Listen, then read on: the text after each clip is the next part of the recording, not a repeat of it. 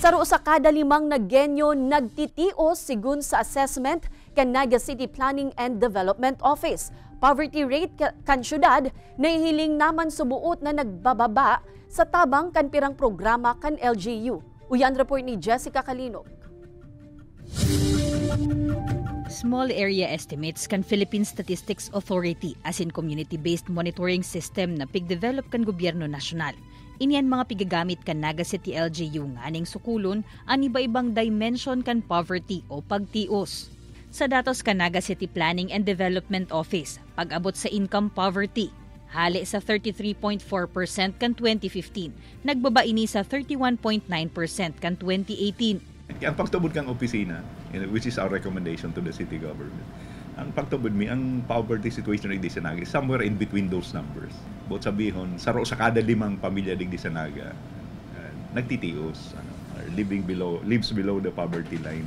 Ang mga numero na iniiuman ang pigagamit na basihan para magiyahan ang syudad sa pag-implementar nin poverty programs. Siring na sanakan ginhawang na genyo program kung saan may mga training asin oportunidad na makahanap buhay na pigtatao sa mga benepisyaryo. Sa back of NIA sa Barangay Concepcion Pequeña, 70 mga individual ang parte kan programang ini. Nakanood po ako pag-massage dahil po dyan. Aloy naman po ako nagmamassage. Yun na po yung pagkuhen ko sa kita ako, nakakatabang po ako sa agum ko. Si Nanay Maribel, nakanood man pagtahi sa tabang kan programa. Asin iyo naman ang pigkukuanan niya nin dagdag na kita. Malaking tabang ko tako ang member na matatabangan nila, magpupursige din. Kasi po, ang pagtabang nila yaon. Sigun sa City Planning Office, haloy, alagad nagbababa man ang poverty rate sa syudad. Ansaro sa mga angat ang aning dagos na ining mapara, iyo ang access sa trabaho.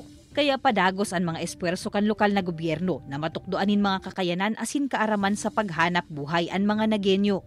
Siring man ang pag-engganyo nin mga private investor na maglaog sa syudad, nganing magbukas nin negosyo asin makaopresir nin dagdag na trabaho. Kaibanan si Gerald Gandia, Jessica Kalinog, Balitang Bicolandia.